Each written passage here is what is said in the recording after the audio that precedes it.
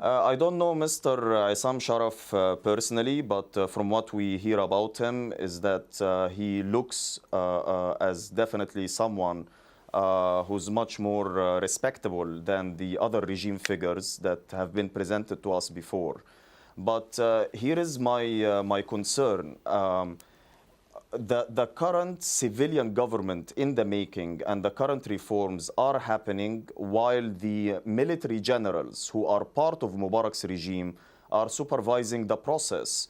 So that's why we're always concerned what sort of regime will come out after this process.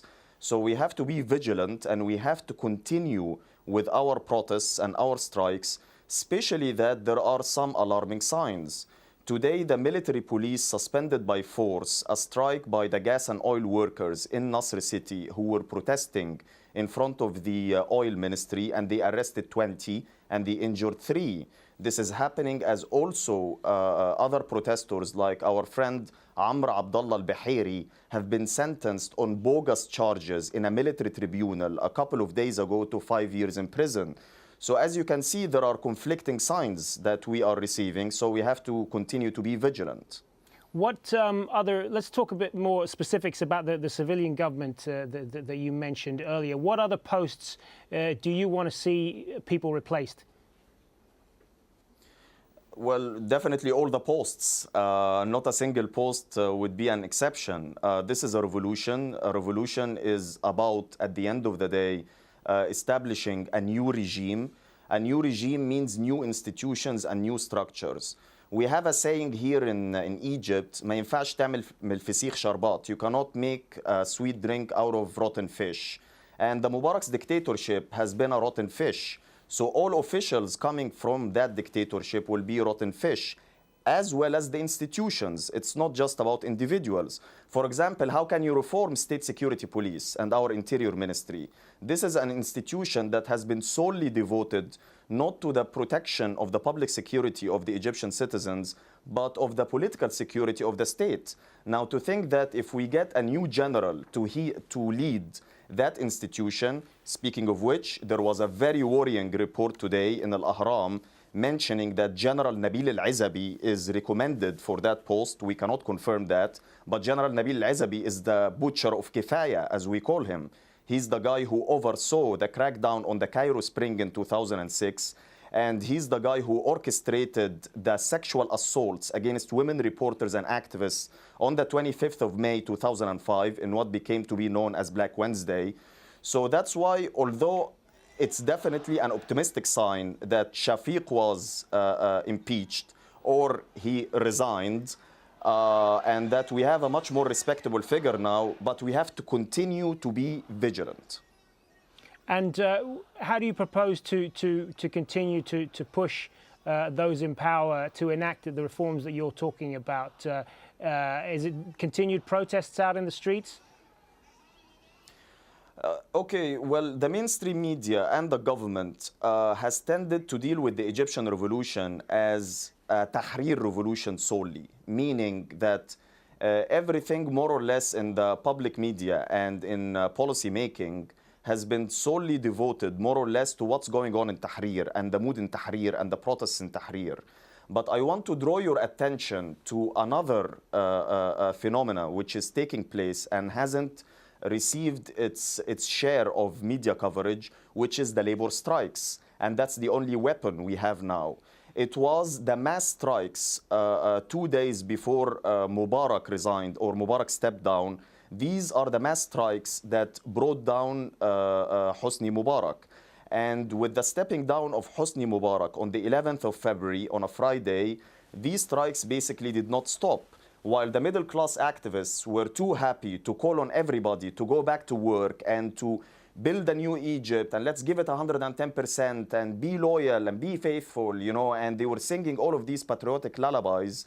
Now, I'm afraid that the working class cannot afford doing the same, because a middle class, let's say a middle class person who works in a job, probably he's getting something like that's more than 1,000 Egyptian pound and can go up to 7,000 Egyptian pounds. But if you look at the public transport workers here in Cairo who've been staging continuous strikes and demonstrations, you can meet a worker or a driver who's been in service for 20 years and he still receives 189 Egyptian pounds. I cannot ask this worker to go back and to resume his work under these conditions. And these workers are not going to wait for another 6 months when the military junta would be kind enough to allow us a civilian government in order to get his economic rights. So if you ask me about what's the next step is throwing ourselves 120% in this current strike wave, unionizing workers, bringing together strike leaders in a national network, meaning establishing a new trade union federation, and last but not least, establishing a workers' party that will represent the political interests of the working class and the majority of the urban poor in Egypt in the current revolution. All right, let me put forward to you the view that I know many Egyptians have, is that while they sympathize and they share a lot of the views that you've just talked about, the concerns of average workers and their pay and the lack of employment and so on. And they basically tell us, we're with you on all of these things. There are important issues that need to be addressed. But right now, the biggest problems are getting the country back on its feet, namely law and order.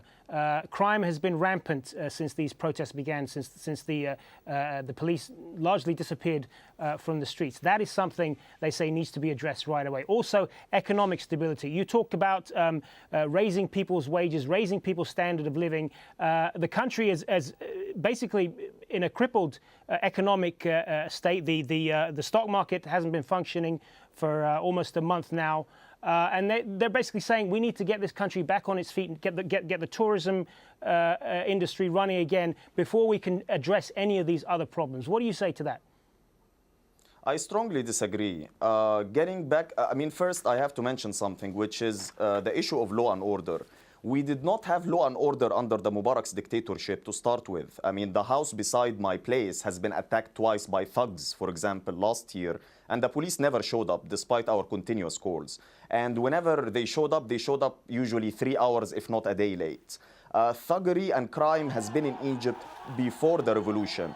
And the reports about the skyrocketing rates now of crimes and rapes are happening everywhere and this and that, they have been exaggerated largely by the regime and its cronies and by the Interior Ministry in order to convince the public that the police force should be back on the streets in its current form.